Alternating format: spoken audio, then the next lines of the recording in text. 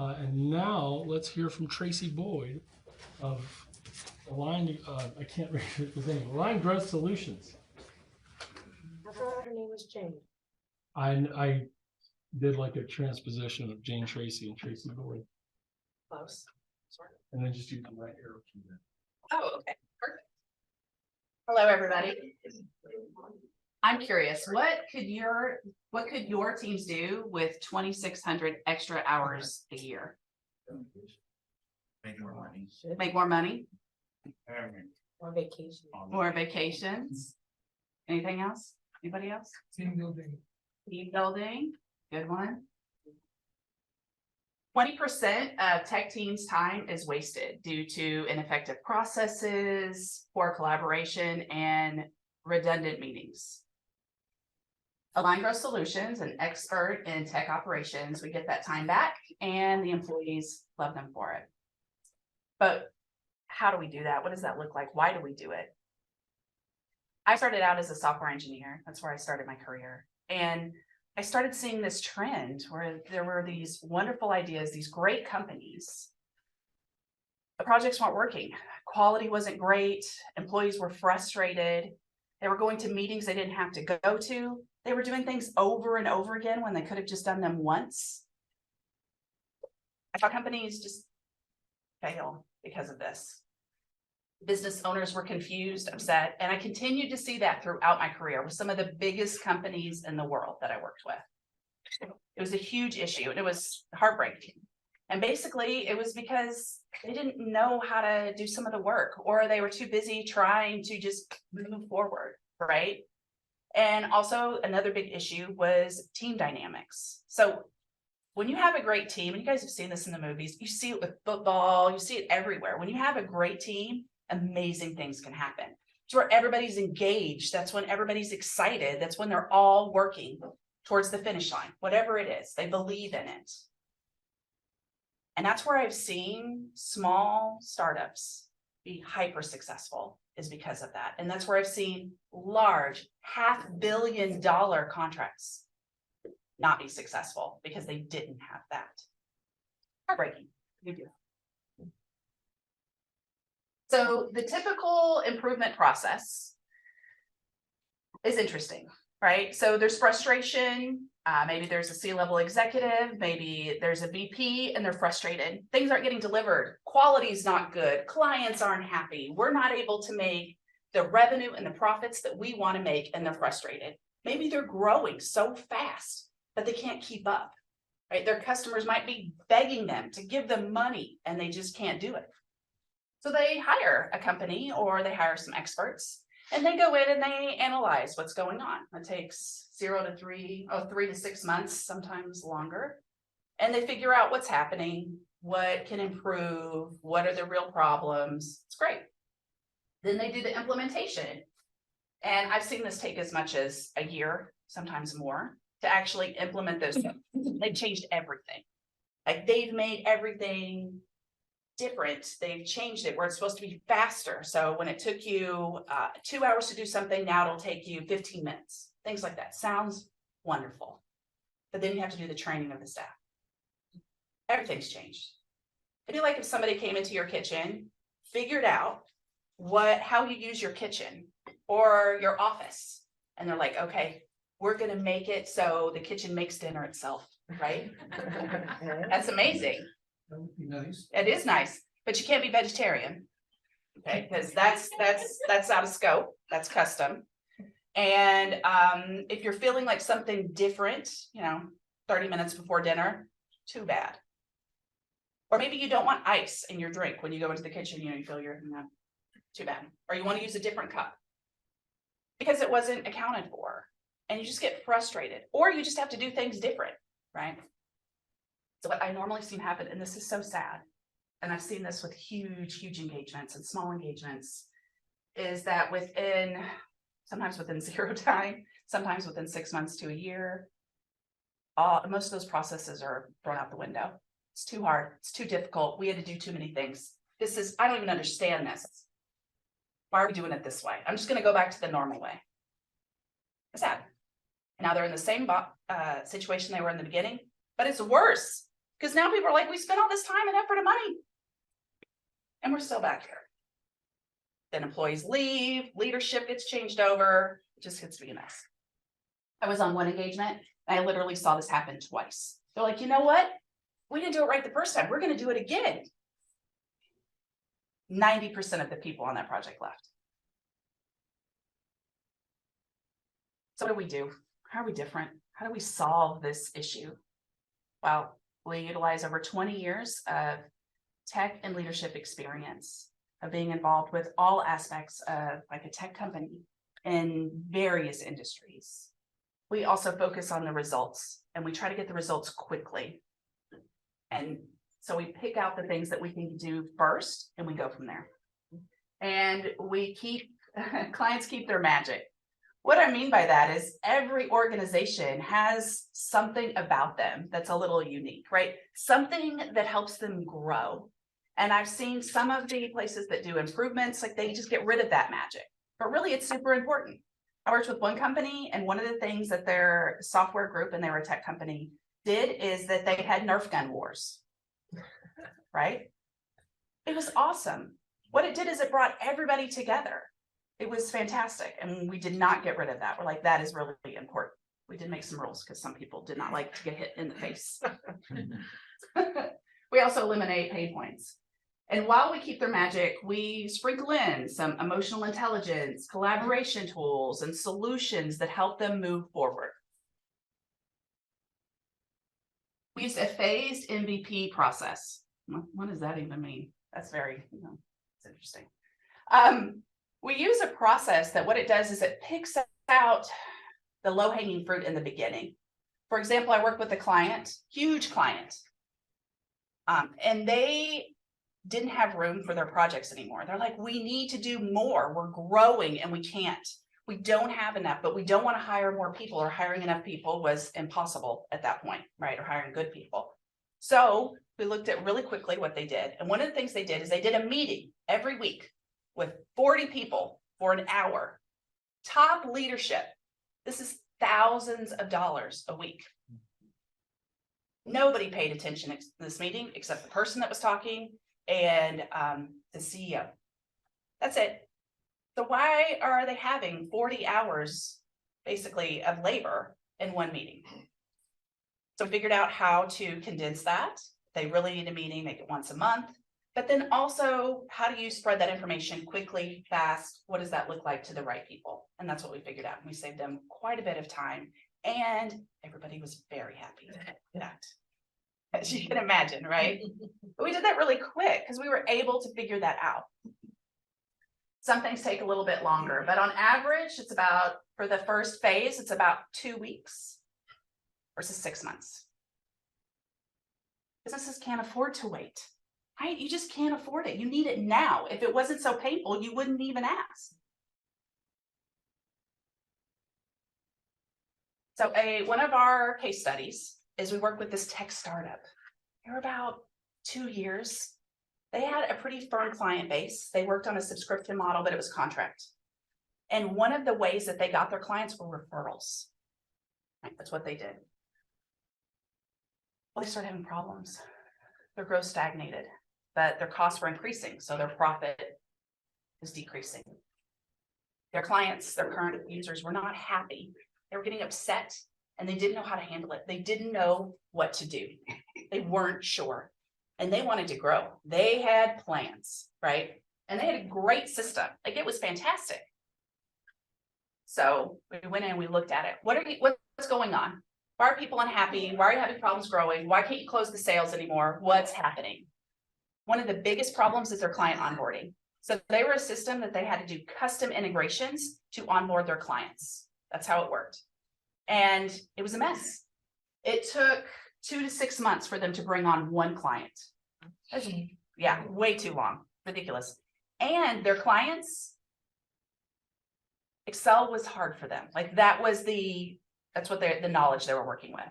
And they were taking database information and putting it into another database. That's not easy to do. It's not streamlined. It's difficult. It's custom. So what we did is we used the MVP approach. Because again, they didn't have the resources to devote to a complete rewrite of all their systems, and they didn't want that anyway. We didn't want to do that for them. We decreased their custom integrations from 2 to 6 months to 1 to 3 weeks. We also made it so that nobody had to travel to do these. We're able to figure that out. We also made it so that it became an interaction with their client and their user. It became a positive interaction. So it helped develop that relationship early. So the clients, the users were immediately happy. When we started, they were excited if they got a 5-figure contract. That's amazing. They were so excited. It soon became 6-figure contracts with some of the biggest companies in the world. Qualcomm, Sony, Coca-Cola. They were also able to have a successful 8-figure exit in 2 years, which was their plan. They were not going to reach it before. In fact, their plan was to do it in 2.5, like 3 years, and they did it in 2 years. Employee retention was 95%. I think it was higher than that, but it was high. Nobody left. They loved working there. They did not want to leave. And they were landing many Fortune 100 companies. One of the things we supplied that was a little different is a communication strategy. How do you communicate with your clients? How do you make it easy for them? What does that look like? How do you communicate in the sales process? How to do this complicated onboarding? Because if there's something that's going to turn somebody off, is having to do work, right? I'm too busy. I don't want to do more work. We started that relationship very early. So they started landing more clients, higher sales, and the reputation went up. Their users became advocates for the application, which is how they started landing the bigger clients.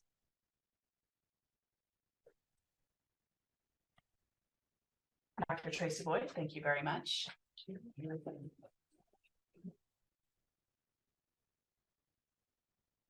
And I haven't asked you. You want to go first, or do you want me to do my ask? We do the ask at the end. Do the ask at the end. Oh, okay. So now I do the questions. Okay, please. Obviously, you've got to measure success here. How do you measure it under what basis? And are you doing it weekly, monthly, or how? Measuring success. Yes. It matters what the project is. For her or the client? The client. Oh. For the client itself. In other words, the client wants to know that what you're doing and you're implementing is having some effect on their business. Yes. So what do you measure? We figure out what they want. We start with the results. What do you want? What are you looking for? What is your expectation of success? Right? Everybody's different. We need to grow. We need to grow our clients. We're having problems with employee retention. We can't keep them. Our quality is down. What does that look like? And that is how we measure success. As we go in and look at that, we try to do it as quickly as possible. I think I understand. Do you? I don't know, because I was a management consultant for many, many years, and we always reported almost on a daily basis. So we show them weekly how their productivity was improving. Mhm. We were measuring some output versus the number of hours. Yeah. Into it. That's what we were doing. Now might be doing something different. It matters what the engagement is. If they really want, it all ends up being productivity. Absolutely. Like that one was, I think 800%, because we were able to do it so quickly. Right. But if they want to have, let's say their users are unhappy and that is hurting their bottom line, and that is their absolute #1 priority, that is how we would measure success with that project. We measure it in the terms that they are most interested in. Go ahead. Tracy, this great presentation. Couple of observations. One, Please. it's true for all businesses, not just tech business. Yeah. True all over the world, every business. The most likely, #1 reason is the founder or CEO and the team. Yeah. That's the reason. Because they're adapted to change, they're reluctant to do that. Uh-huh. That's one of the reasons. And team cohesion is the other one. Mm-hmm. Bringing in all the soft skills, which is not taught in school. Yes. You mentioned collaboration, empathy, compassion. That's what it is, and that's the future, by the way. Yeah. We are going to do all that behind. A great present. Thank you. Oh, thank you. Yes.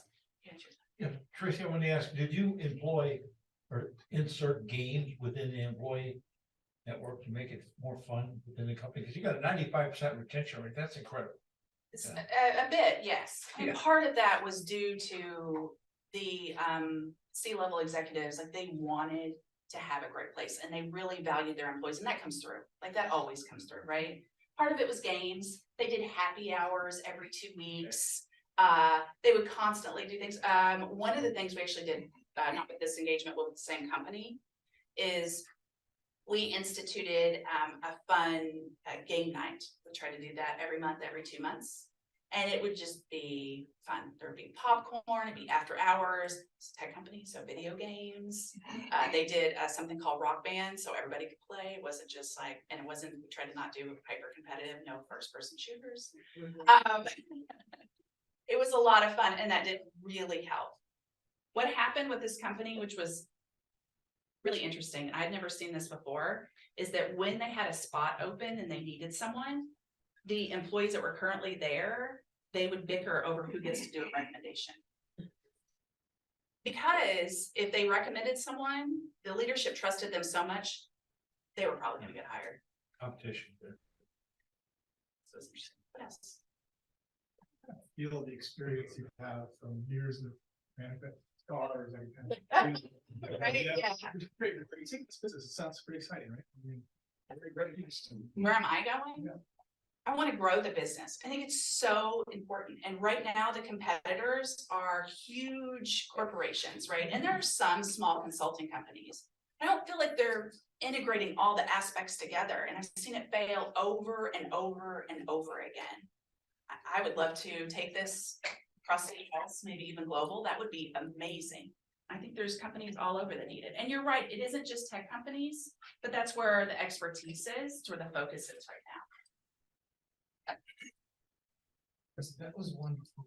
My question is regarding, because I'm trying to catch the difference between your services and let's say, there are masters, Scrum masters, or agile development masters in company, and the services provided by business intelligence companies. Can you tell us more about that? Oh, yeah, thank you. Thank you. Yes, so there are already methodologies out there. There's Agile, which includes Scrum and Kanban. Thank you. And there's CMMI, and there's PMI, and there's all these acronyms, right? And I've seen them. I've seen coaches come in. I've seen people that are great at transformations, right? They focus on that methodology. And sometimes they view it as not a way to do things, but the way. Does that make sense? So it's like the kitchen I was talking to you about. Like you have someone come in, they figure out, how can we make this kitchen amazing? How can we make it so that your life is so much easier? But you don't want ice in your drink all the time, right? But that's how it's supposed to be done. So I love Agile, for example, but I've seen it over and over again, where it's like, you have to do these things, you have to do it this way, and it doesn't work all the time. This same company I was talking to you about, we went on to do other engagements, and they wanted to do a more agile thing, right? Their software engineers were like, no, we're not doing that. Forget it. Ceremonies, artifacts, what is this? Stand-ups, I'm not doing a meeting every day. So what happened is we changed the terminology. We didn't use everything. Just did a few things. Started slow. Before they knew it, they were doing Agile. And then in 6 months, they were like, oh yeah, we already do that. We just don't call it an artifact, or we just don't call it a stand-up.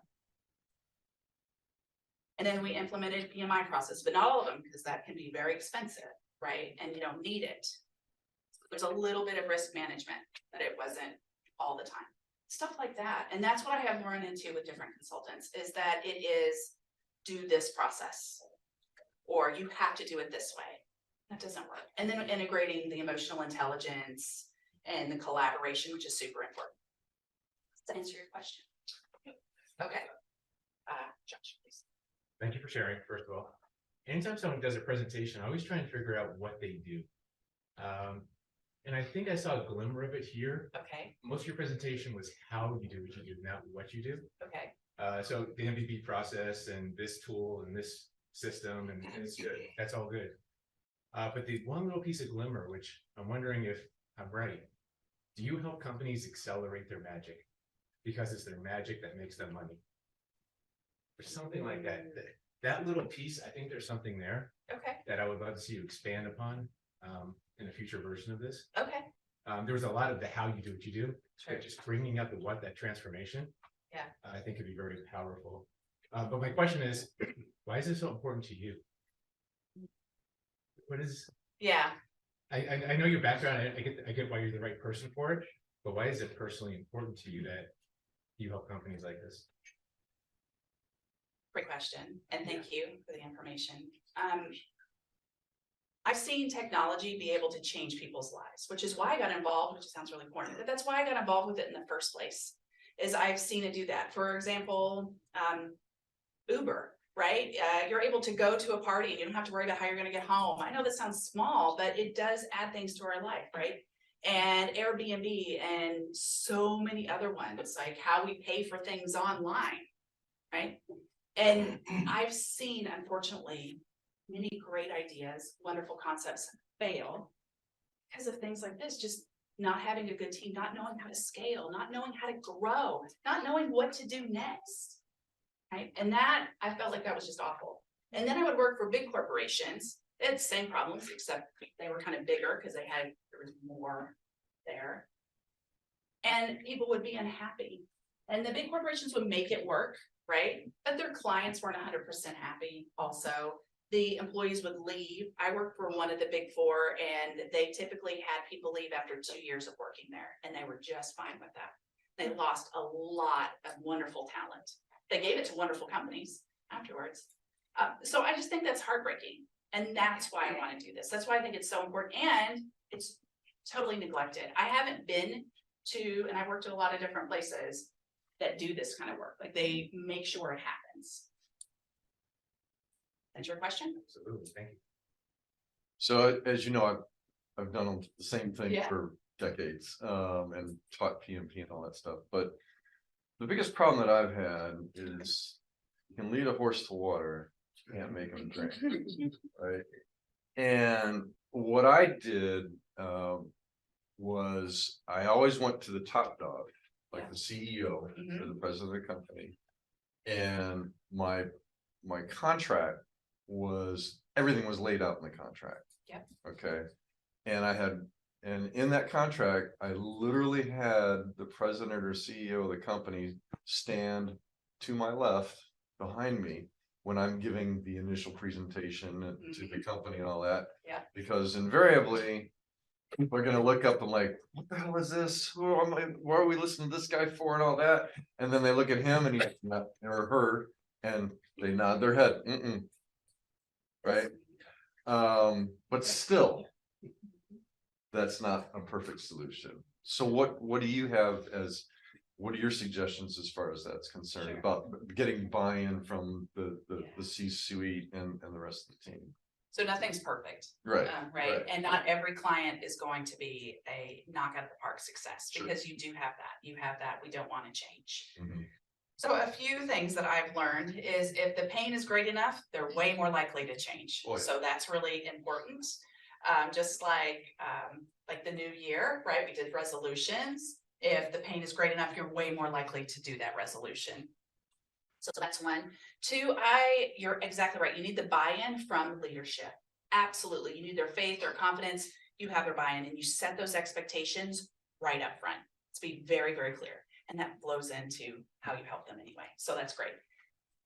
But something I've learned is that building some of those relationships with the team members is super important. You're coming in, you're going to mess everything up. Why do we even want to listen to you? Who are you? That's the cool thing about the tech background, is because that can help seal that gap. But it's also super important.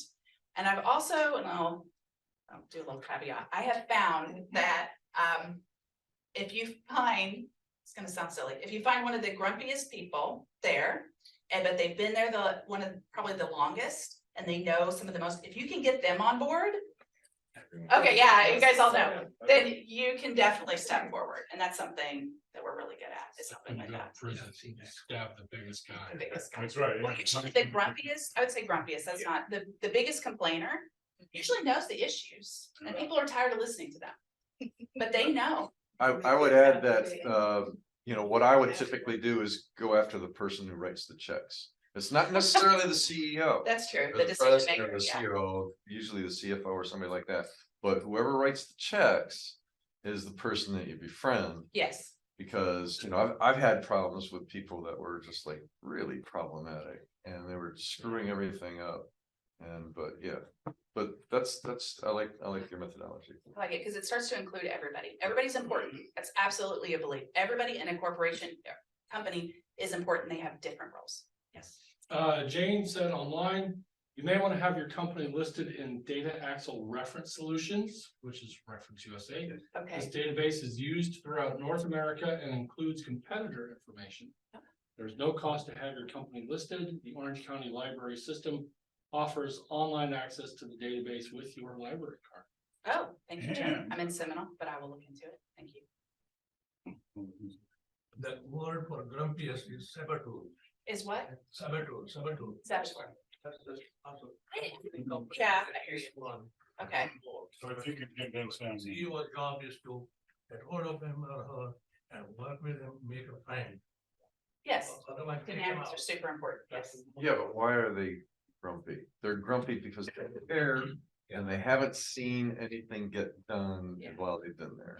They care the most, right? They So wanna if you see it show them change. a way, yeah. That's right. How do you find your clients and how aggressive are you in pursuing? Well, I'm not very aggressive, which is one reason I'm here. I find them with referrals, mainly networking, which thankfully has opened up more.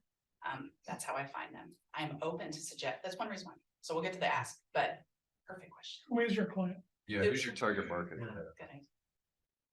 So tech companies, 30 or more people, or they've just got some funding and they're like ready to scale up and they're not sure how to do it. Definitely help there. Organizations that are 100 or more and have tech teams or tech team and departments. Those are the target markets. Industries, industry agnostic. However, we have education with, we have experience with education, government, research and development, lots of experience on that side, fintech, healthcare, those kind of things. You ever worked with nonprofits? Yes, we work with nonprofits. Was it profitable? Who's reporting? I would also recommend that if you're going after people that have just received funding Yes. and don't know where to go, Yeah. then maybe you need to partner up with the venture capital and investment firms, Agreed. right? But the problem with that is that they suffer from not invented here syndrome. And because they think that they have money and they're the smartest people in the world because of that. And it does cause problems. So I would, if you can find a company like that, you know, would partner up with you. Yeah. Right, that would literally buy into your methodology and whatnot, then that would be golden. It would be golden. Yeah. Suggestions are welcome. Pearls are welcome. Personally the learning curve goes up tremendously when I learn from people's failures rather than from successes. Would you be comfortable tell about that, or if not, maybe you can talk about it later on? About your failure. my failures. Yes. You guys interested? You wanna know? Sure. Yeah, yes, please give us the tea. Ready. My failures. Ooh, Oh, it's okay if you. no, I'm gonna share. No, I don't mind sharing. It's just like I'm reliving. So where do we? Yes. We want to join. Yes. I have some outrageous stories. I have just crazy stories. I started my career and I started working with a startup, right? It was downtown SunTrust building, right? Great. They were doing stuff and nobody had ever done before, which at that point was pretty common. So anyway, and they were working directly with the NASDAQ exchange, right? Right off of the fiber line. That's why they were downtown. It had to be fiber at that point. Anyway, and they were doing things that people hadn't done before. but they were just doing it, they were a trading company, but they did nano trading, anyway. And they wanted some tech done, and they're like, nobody's ever done it, let's see if we can do it, and me and my team were able to do it. I started, 2 months later, I was leading a team, and we were getting this tech ready, and it was working, and things were great, and when you do nano trading, it is so important that things are done fast, quickly, right? They only kept it in-house, for one. For another, I think in like a year, they ditched it and they did something again, totally different that didn't exactly work. There was a lot of issues and problems, but they were still innovative because they had a whole tech team as a trading firm and most didn't, right? But personally, this is a funny story. I actually got laid off, fired from that job because I was reading a book on my lunch break at my desk. Now, the reason I'm telling you this is because that is how important leadership and team dynamics are. When you create an atmosphere, we just want to see you looking like you're doing work. You don't get a ton of work done. In a year, they failed, did not work, because they had a bunch of people that looked like they were doing work, but they were just doing research, which is great. But if you don't have the foundation, like, you can't support that forever. And yeah, it did not go well for them, I think. Anyway, but that's one of, I feel like that's kind of a failure, but I didn't have a ton of control. But still, I was young. I had just started my career, so. Your failure was letting you go. I'm sure. I think get a few more than that, but yes, there was some. Go ahead. By the way, that was very good, taking a failure and turning it into a lesson, which wasn't really, yes, technically it was a failure, but it showed your initiative and things. So when you're doing a presentation, that's a really good technique. I have many of them.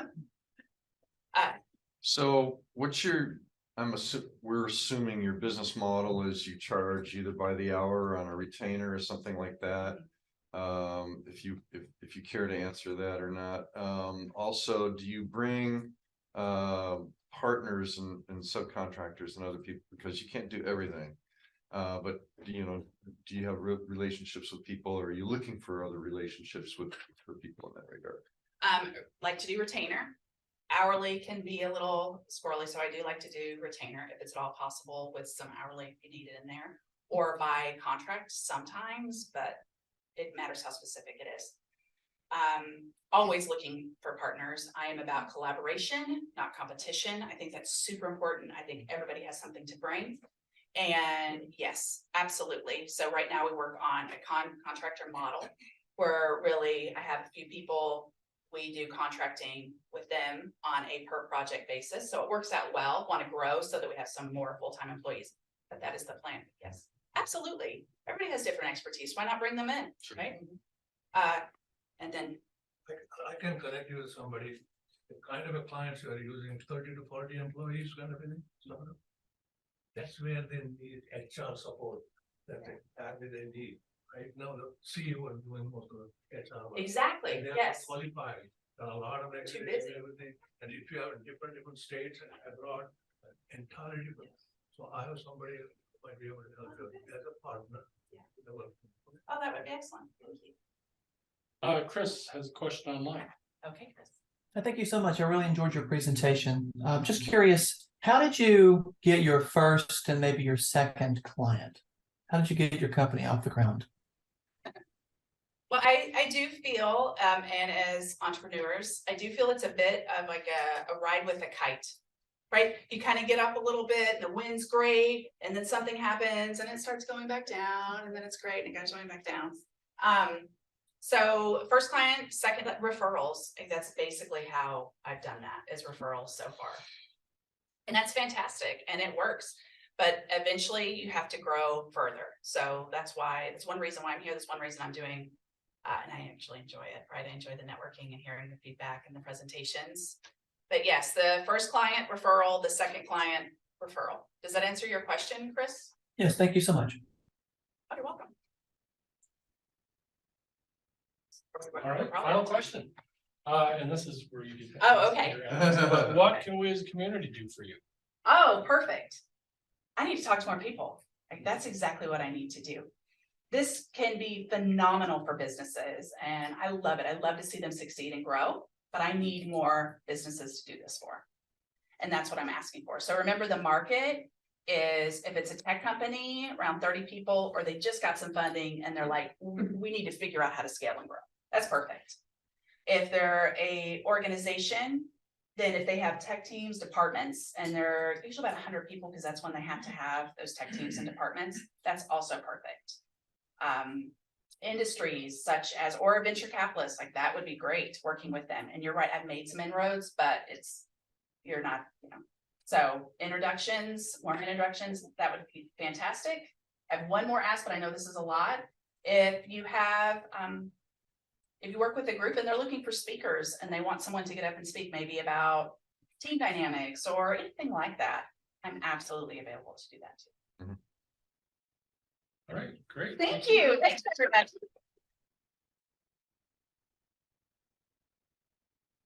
This presentation all the. I always have the urge, anytime I change places with the speaker, anybody's been in Toastmasters, you always shake hands first, and I always want to reach out, and then it's gonna be weird if I do, because this isn't Toastmasters, so. I'll shake your hand. All right, great. Next week, we are gonna be hearing from Charlie Dominguez of Checkmate. Charlie Dominguez of Checkmate and Avad Havasan of Candle. I don't remember what Candle does, so if you want to find out, be here next week. If you want to download the chat, if you're online, download the chat. Click the 3 buttons at the bottom right-hand corner of the screen. If you're here in person and you want to copy the chat, email me. Jane gave some great information and a link to some of the resources she was talking about. So email me and I will send it to you. Join us on meetup.com and then connect with somebody that you met here today. Go have coffee, have lunch, Zoom call, phone call. Josh, did you have something? And just a friendly reminder, if you're the best kept secret in business, you will soon be out of business. Yeah. Don't be a secret agent, apply to present. We'll help you get your presentation together if you need that, but get up there and just share with us. Absolutely. Great. All right. Well, thank you very much. We will see you all next week.